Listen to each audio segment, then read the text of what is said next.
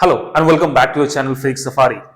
My name is Abhishek and today we are in the 8th lesson on the center of mass and still many more to come. Well, this shows that I'm trying to give the most descriptive, understanding about this topic, and not just this topic. To each and every topic I'm trying to cover maximum that could be done over here. All good. So far we have discussed a lot of things. We have also done a lot of numericals, and in today's video lesson I'm going to give you maybe 3 to 4 good examples which will help you to understand the concept properly. All good, bacho? So let's start very quickly with our first question that says that, let's say if I have maybe I can have a block of, let's suppose, a mass 4 kg, and it is connected to a compressed spring. This spring is compressed, and just to maintain this compression it is tied with a string ताकि ये compression spring वापस से relax ना हो जाए ना, and it is kept on a smooth surface. It is kept on the smooth surface. There is no friction between the blocks and the ground, and let's say this mass is 2 kg. All good. As of now everything would be at rest. Initially everything is at rest. There is no friction. That means mu should be 0 over here. Initially at time t is equals to 0, everything is at rest. Entire system is at rest. Okay, now what is happening that if the moment I cut this if I cut this string, what's going to happen? This spring will regain its normal shape. Because of that, these two blocks will be pushed apart. And let's say this gains a velocity of 2 meter per second due to the expansion of the spring. Your question is to find the velocity with which this would move towards right. Also find the energy stored in this spring. उसमें कितना energy है वो आपको figure out करना है. All good. Video pause करो और एक ट्राई तो आपको देना बनता है. अब एक ट्राई दो और फिर हम लोग इसको साथ में करेंगे बच्चों. ठीक है? आई बिलीव आपने इस वीडियो पॉज करके एक ट्राई दे दिया होगा. Let us try and do it together. Understand one thing. Since initially there is no velocity, nothing is happening, it means external force in the horizontal direction is 0. External force in horizontal direction, to be precise, in horizontal direction. Horizontal direction में आपका external force 0 है. Due to that, momentum in the horizontal direction would remain conserved. Center of mass का position भी it will remain same, वो भी नहीं जाने वाला कहीं. Yeah, in vertical we have some forces like normal reaction होगा, gravity होगा, तो but normal का अपने को चर्चा करना है ही नहीं. We are concerned about the horizontal. बच्चों horizontal में क्या हो गया? If external 0 है, that means change in the momentum should be 0, या फिर बोल सकते हो momentum will be constant. अच्छी बात है. Both makes the same understanding, same meaning.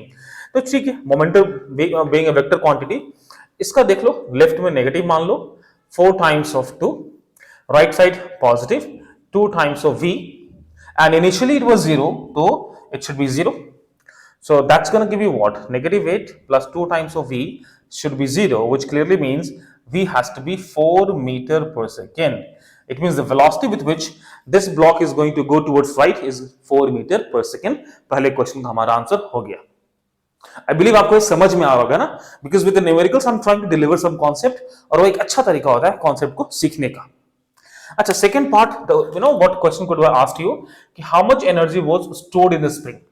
क्योंकि रीजन बीइंग इसके पास अभी एक काइनेटिक एनर्जी होगा आपका हाफ एम वी स्क्वायर, इसके पास एक काइनेटिक एनर्जी होगा हाफ एम वी स्क्वायर.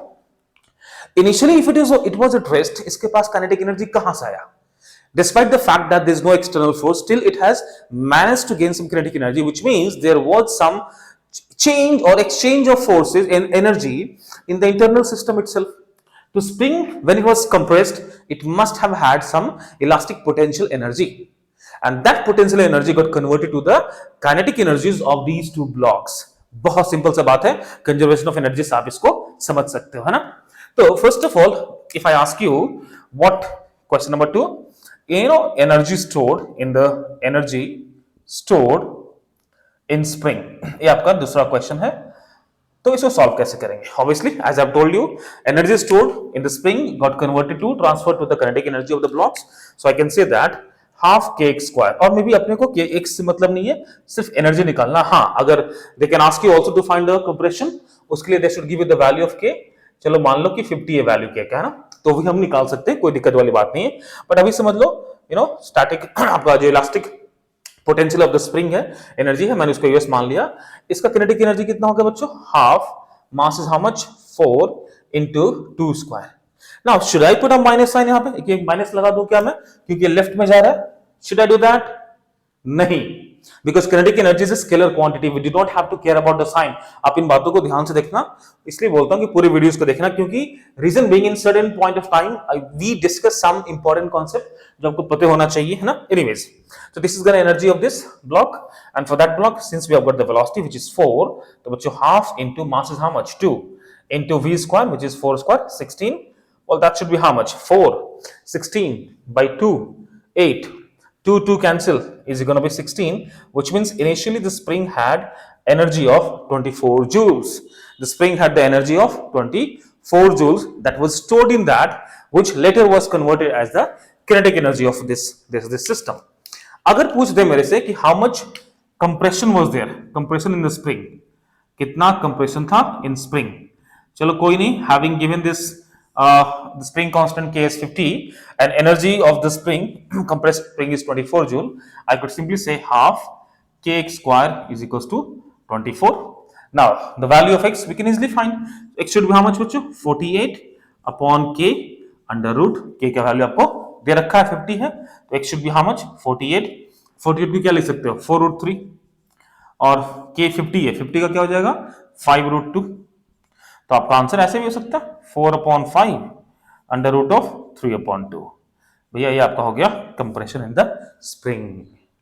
अच्छा क्वेश्चन था, आराम से आप लोग इसको सॉल्व कर चुके होंगे, and the concept delivered, concept used was conservation of momentum, conservation of energy, ये दोनों कॉन्सेप्ट हमने इसके यहाँ पे यूज करा, ठीक है, good. Now let us move towards one more question, हम लोग फटाफट एक और क्वेश्चन को देखते हैं। Okay, let us see that बच्चों की एक ऐसा ब्लॉक है which had some it's like a bomb you can say, or it was projected, इसको फायर किया गया maybe at an angle, let's suppose at an angle of let's say 53 degree fire किया गया with a velocity of 50 meter per second, है ना। This will go like this, tick tick tick tick tick, and when it reached at the topmost point it suffered, it went through some explosion, boom, कुछ तो हुआ, explosion हुआ, and one part of इसका मास ले लो, initial mass is let's suppose 20 kg, one part fell down, और इसका भी मास, और एक part it kept going in the forward direction, and they were of equal mass, ये जो दोनों particles थे वो equal mass के थे बच्चों, that means this mass is gonna be 10 kg and even this is gonna be 10 kg। आपको बताना है कि from this point of projection ये जो सेकंड मास है कहां गिरेगा। लेट अस सपोज कि ऑब्वियसली वो ऐसे कहीं जाएगा, टिक टिक टिक टिक टिक टिक टिक टिक टिक, है ना, and it's gonna fall somewhere here, and this block second part is gonna fall vertically downward, वो अपना यहाँ पे between the point mid of range r/2 पे वो गिर जाएगा। r/2 फॉर दिस पार्टिकल, अगर ये पार्टिकल ब्लास्ट नहीं होता, ओके इसको भी देख लो, if this body would not have gone through a blast, वो कहां गिरता, it would have fallen at its original range, वो अपने रेंज पे गिर रहा होता, राइट। चलो इसको हम लोग कुछ पॉइंट से डिनोट कर देते हैं, O A B, and let's suppose this point where this second mass fell down is C। आपको बताना है कि from this point जो सेकेंड पार्ट ऑफ इसका मास है 10 kg, वो किधर गिरेगा। So basically you to find the distance of O and C, आपको वो निकालना है। चलिए वीडियो पॉज करो और एक ट्राई तो आपको देना अगेन इस पे बनता ही है, ठीक है जी। ओके, आई बिलीव आपने ट्राई दे दिया होगा, अब इसको हम साथ में करते हैं, फटाफट समझने की कोशिश करो।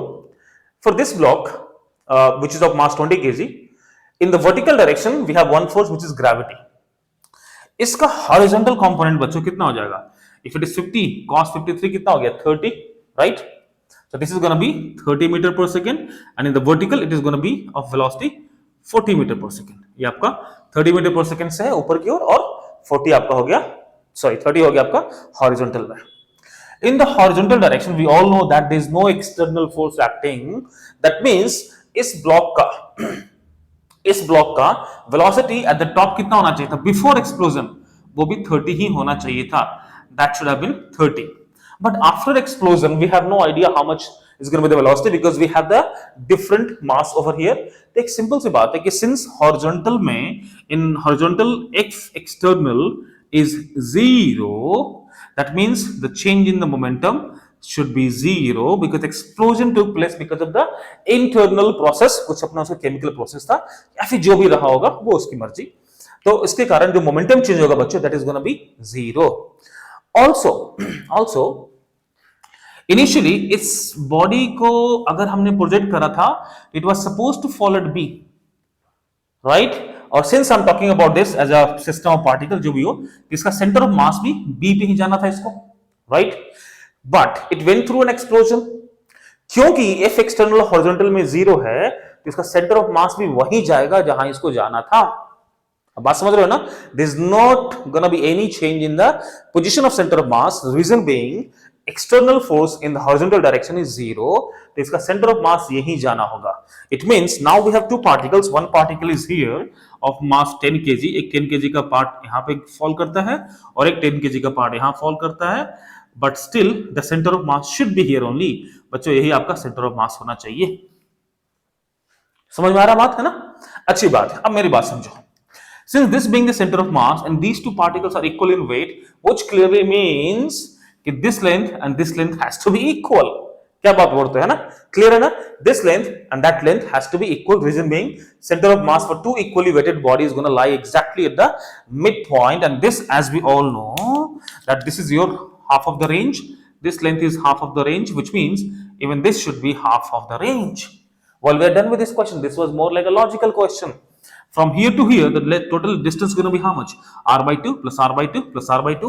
So that is going to be, let's suppose I'm representing that with OC. OC should be 3 times of R upon 2. Now, the question of center of mass, the concept of center of mass is now utilized, and the displacement of center of mass is already utilized. Now, what we have is to find the value of the range, which is again a concept of projectile. तो बच्चों, I'm sure आपको याद होगा, range of a projectile is given as u square sine of 2 theta upon g. इसमें तो कोई भूलने वाली बात है ही नहीं. तो we can easily find the range. अपने को सब कुछ पता है. तो बच्चों रेंज कितना हो गया? u स्क्वायर इज 550 का whole square, that is 2500. sin 2 theta could be written is what? 2 sin theta cos theta. So 2 sin theta sin 54 should be how much? 4 upon 5. sin 53 is going to be 4 upon 5. At the same time cos 53 is going to be 3 upon 5. So that is it. And let's say g is 10. So this is what we have, and we just need to calculate this. So 5 times 5, 25. 25 times 100 should give you 2500. So here we can have just 100, and these two fellows should be gone. This 0 would cancel this. That means range should be how much? 240 meter. Once I've got the value of range, I can easily put it here and get the value of this OC. So bachcho, OC should be 3 upon 2 times of 240, which means 120 times 3, 360 meter. So the value of OC is going to be 360 meter. कितना simple question था, right. There gonna be lot of variations that would come over here. हो सकता है कि एक particle पीछे की ओर आ जाए, एक पार्टिकल आगे चला जाए और एक नीचे आ जाए. If it is broken into 3 part, बहुत केसेस हो सकते हैं. But in all the cases one thing has to be common, which is the conservation of momentum, because x external is gonna be 0. आप इसको लगा के सारे वेलोसिटी को आप इजीली निकाल सकते हो. दूसरी बात, अगर मैं बोलूं कि सर इसका वेलोसिटी कितना होना चाहिए था, इसका वेलोसिटी कितना होगा, how much is gonna be the velocity, that could also be the question. मान लो इसका वेलोसिटी v है. So what is gonna be the velocity of this 10 kg part which flew and fall here, उसका velocity आपको निकालना है. चलो, that is gonna be the second part. Try कर लो.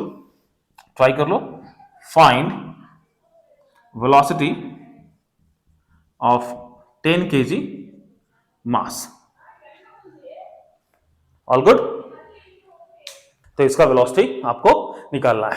ठीक है, आराम से निकाल सकते हैं. तो कॉन्सेप्ट क्या है? कंजर्वेशन ऑफ मोमेंटम लगा देंगे जी, है ना. तो इनिशियली हॉरिजॉन्टल डायरेक्शन में क्या मोमेंटम इसका जरा देख लो.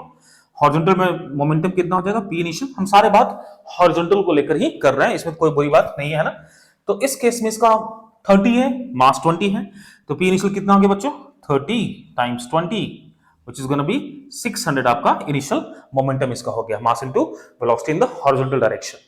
फाइनली क्या हो रखा है आपका, मास हो गया 10 kg, और इस केस में वेलोसिटी तो दैट वुड बी समथिंग कुछ और मान लो है ना, क्योंकि इस वेलोसिटी, अच्छा हमने ऑलरेडी v रखा है क्योंकि इसको हमने u रख लेगा, कोई दिक्कत नहीं। तो इस केस में वेलोसिटी उसका v मान लो, तो p फाइनल जो हो जाएगा इसका, तो velocity in the horizontal become 0 क्योंकि वर्टिकली फॉल कर रहा है, तो जो भी मोमेंटम होगा, whatever momentum we have will be because of that 10 kg block, है ना जी।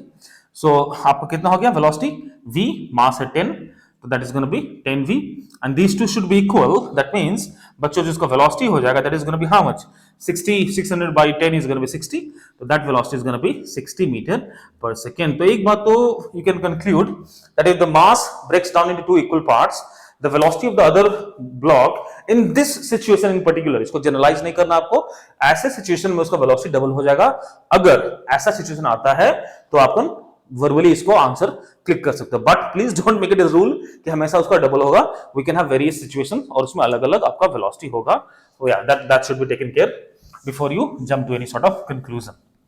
Okay, now they can also ask you kids that how much energy is produced during explosion or how much energy is released during explosion, है ना। कुछ part of the explosion का जो energy produce होता है वो कुछ पार्ट तो इसका वेलोसिटी को इंक्रीज करने में चला गया, right.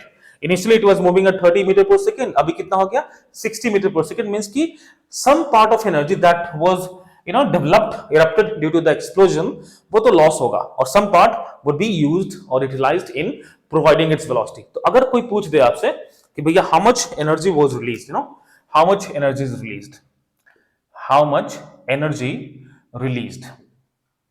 is released during explosion, तो एक बात अब थोड़ा समझना, इनिशियली जो इसके पास एनर्जी होगा वो कम होगा, एक्सप्लोजन के टाइम पे जो एनर्जी होगा वो ज्यादा होगा। इस बात को आपको दिमाग में रखना है, क्योंकि explosion would provide extra bit of energy. अगर सपोज कि एक्सप्लोजन के बाद एनर्जी कम जाए तो फिर कोई मतलब नहीं बम का, है ना, तो और भी कम एनर्जी के साथ वो करेगा, तो उसका जो इंपैक्ट है that would be less. Anyways, हमको क्या देखना है कि इस पार्टिकल का वेलोसिटी मेरे को पता है, इस पार्टिकल का मास मेरे को पता है, इस पार्टिकल का एनर्जी बिफोर मेरे को पता है ना। तो देख लो एनर्जी बिफोर क्या हो जाएगा, एनर्जी बिफोर, तो दैट शुड बी, इसके पास हॉरिजॉन्टल में कितना डायरेक्शन था, वेलोसिटी था सॉरी 30 मीटर पर सेकंड, तो एनर्जी कितना हो जाएगा half into m was 20, v is 30 का स्क्वायर हो गया बच्चों 900, तो आपका हो गया 9000 जूल जो आपका है वो स्टार्टिंग में इसके पास हो रखा है।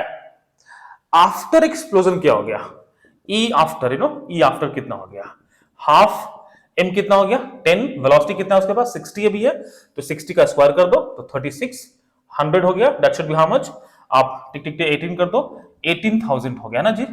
9000 से वो 18000 जूल उसके पास है, तो 18000 एनर्जी तो इसके पास है, करेक्ट है ना। तो कितना बाहर निकल गया एनर्जी रिलीज्ड जो होगा ना, एनर्जी रिलीज जो होगा that is gonna B 18000 joule minus 9000 joule, that's gonna be 9000 of joule of energy should be आपका वहां पे रिलीज्ड हो जाएगा। कोई दिक्कत वाली बात इसमें होनी ही नहीं चाहिए, अगर है तो आप मेरे को पूछ लो, of course you can ask me through the boxes, through the comment box. चलिए इतना तो हमने निकाल दिया, ऑल गुड बच्चों। चलो एक और क्वेश्चन देखते हैं जिसमें हम इसको इस तरह के कॉन्सेप्ट्स को यूज करेंगे। लेट अस सी वन मोर क्वेश्चन। तो अभी तो हमने देखा कि जो मोमेंटम है वो हमने हॉरिजॉन्टल में कंजर्व रखा है, और जो पार्टिकल है वो हॉरिजॉन्टल में गया और एक वर्टिकली डाउन गया। एक और एग्जांपल देखते हैं जहां पे हम पार्टिकल को ऊपर की तरफ फेंकते हैं, देखते हैं उस केस में क्या होगा। ऑल गुड, चलिए भैया आप साफ हो जाइए फटाफट। And I believe you guys are studying well, सारे काम आप अपने काम को ढंग से कर रहे होगे। So now couple of months is left and I am sure you guys must have heard कि हमारा जो जैन में जेईई मेंस का एक पेपर आ रहा है, तो डेट्स फाइनल हो चुका है और नीट का भी डेट चेंज होने वाला है नहीं, तो आप उसको अपने दिमाग में रखना और अपने प्रिपरेशन जो स्टडी टाइम है उसको बढ़ा दो। Start taking more practice questions, and as I told you I'm gonna give you guys 2 questions per day, वो मैं करता रहूंगा।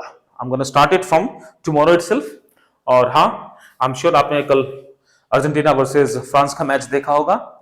It was the most epic nail biting match that I've witnessed in past few years। I didn't follow football much, but being a Messi admirer, देखना बनता था और बहुत अच्छा मैच था। आई एम श्योर आपने देखा होगा। ऑल गुड, चलिए एक और क्वेश्चन करते हैं।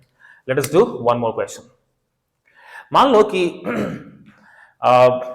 ले लो कि ठीक है, चलो एक हमारा जो ऐसा मान लो एक बॉल है, एक मास है, वो इट इज गोइंग अपवर्ड, है ना, ऊपर की तरफ वो आराम से जा रहा है। ठीक है, मान लो कि इसका मास कुछ एम रख लेते हैं और इसके पास कुछ वेलोसिटी है, आप यू मान लो ना, इट इज गोइंग अपवर्ड। ठीक है, अच्छी बात है। It was going, and after certain time what happened that it exploded in two parts. ये दो पार्ट में एक्सप्लोड होता है। one part kept on going upward और जो दूसरा पार्ट होता है वो इस तरफ से चला जाता है। It goes in the rightward direction. समझ में आ रहा है ना? अच्छी बात है। Now ये जो मास है इसका 1/3 पार्ट, हमने इसको दो पार्ट में डिवाइड कर देना, इसको अच्छे से बनाता हूं, ये दो पार्ट में डिवाइड होता है। तो लेट अस से कि 1/3 of mass starts moving in this direction और इसका वेलोसिटी मान लो 2u से ये इस तरफ जाना स्टार्ट कर देता है। तो आपको बताना भैया कि इसके पास जो वेलोसिटी होगा वो कितना होगा। What's going to be the velocity of this part which is 2/3 of the total mass, क्योंकि 1/3 to that took up break from here और वो राइट में चला जाएगा। तो इसका जो वेलोसिटी होगा वो कितना होगा वो आपको निकालना है। चलिए अब आपको इसको ट्राई करो। And this is the horizontal, horizontal में 2u से जा रहा है, आप इसको ट्राई करो, देखो उसमें वेलोसिटी कितना होगा।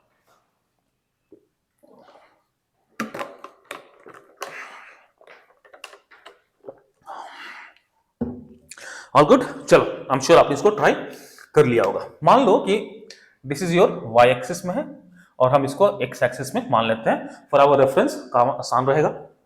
एक बात बताओ, वर्टिकल में तो फोर्स है, चलो ग्रेविटी है मान लेते हैं। हॉरिजॉन्टल में do we have any external force, कुछ है क्या? नहीं है ना, बहुत अच्छे। So F external and I'm talking about the horizontal direction, that is 0, which means change in momentum should be 0. Momentum horizontal में चेंज, चलो इसको ऐसा लिख लो ना, हॉरिजॉन्टल में x डायरेक्शन में मोमेंटम F एक्सटर्नल इन x डायरेक्शन मान लो, है ना, इसमें तो मोमेंटम 0, चेंज 0 होगा, अच्छी बात है। तो चलो फटाफट निकाल लेते हैं। तो आप इसका इनिशियल मोमेंटम कितना हो गया 0, final momentum in horizontal direction कितना हो जाएगा बच्चों, P final in horizontal direction कितना हो जाएगा 1/3 मास और वेलोसिटी कितना दे रखा है 2u, दैट मींस 2mu/3। कोई दिक्कत नहीं है। अच्छा एक बात और हम समझते हैं, ठीक है, वर्टिकल में ग्रेविटी इस पे भी लग रहा है, ग्रेविटी इस पे भी लग रहा है, समझ में आ रही बात ना, ग्रेविटी इस पे भी लग रहा है एंड ग्रेविटी इस पे भी लग रहा है।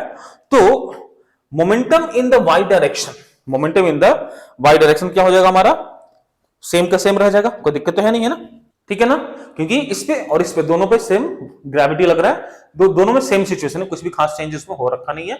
तो मोमेंटम जिस तरफ है वो आपका सेम हो जाएगा, कांस्टेंट रह जाएगा, that will not change. All good. कितना था इनिशियली mu और इस केस में कितना हो जाएगा, that should be 2/3 m times let's suppose v, और अगर इसका भी हम देख ही ले 1/3 times of m, vertical direction में has zero velocity, so this is going to be 0, which means my dear kids is going to be mu upon is equals to 2/3 times of v, m should be cancelled और आपका जो velocity हो गया इसका that is gonna B 3/2 times of e, तो 3/2 times of u velocity के साथ वो ऊपर की ओर जा रहा होगा। अच्छी बात है ना, अच्छी बात है। बट एक बात अपने को और समझनी चाहिए कि क्या इस पे सिर्फ मोमेंटम वेलोसिटी ऊपर की तरफ होगा, bullet get any velocity towards right, sorry towards left होगा क्या, देख लेते हैं। क्यों? क्योंकि हॉरिजॉन्टल में अगर हम देखेंगे, हॉरिजॉन्टल में अगर इस चीज को हम देखते हैं, अगर हॉरिजॉन्टल में मोमेंटम चेंज क्या होगा 0 होना चाहिए, तो इस ब्लॉक के पास लेफ्टवर्ड भी कुछ वेलोसिटी होगा, क्योंकि राइट में we have some velocity for this particle. अगर इस दोनों पार्टिकल एक सिस्टम मानकर चलते हैं, इसके पास कितना हो गया बच्चों, m कितना था m/3 और टाइम्स 2u, हमने 2u ऑलरेडी निकाल चुके हैं, है ना, तो ऑलरेडी फाउंड इट दे रखा क्वेश्चन में कि 2u के साथ जाता है।